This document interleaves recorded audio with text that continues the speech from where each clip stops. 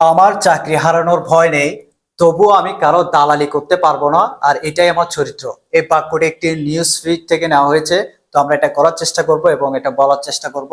প্রথম অংশটি হচ্ছে, আমার চাকরি হারানোর ভয় নেই। প্রথমে লিখবো আমার, দ্যাট মিনস আই। নেই, that means I have no. I have no আমার নেই, আই হ্যাভ নো আমার নেই, কি নেই? ভয়। ভয়, that means fear. I have no fear আমার ভয় নেই। কিসের ভয় নেই? চাকরি হারানোর। চাকরি হারানোর, that mean losing losing my job. Okay, I have no fear of losing my job. আমার চাকরি হারানোর ভয় নেই। প্রথম অংশ আমরা লিখে ফেলেছি।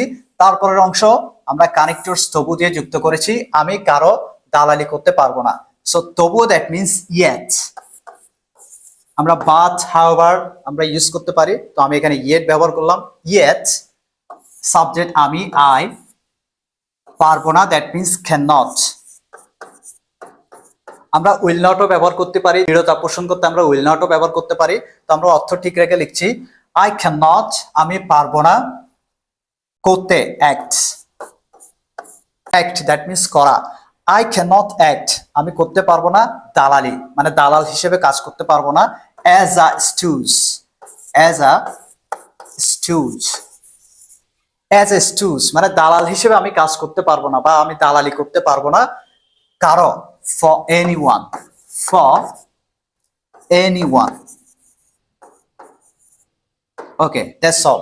সো পুরো বাক্যটা আমরা একটু পড়ি। আই হ্যাভ নো ফিয়ার আমার কোনো ভয় নেই, অফ লুজিং মাই জব চাকরি হারানোর আমার কোনো ভয় নেই।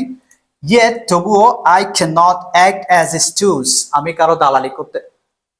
Yet I cannot act as a stooge আমি দালালি করতে পারবো না for anyone কারো। ওকে, আমরা বাক্যটা একটু নিজে বলার চেষ্টা করি। I have no fear of losing my job, yet I cannot act as a stooge for anyone. That's all.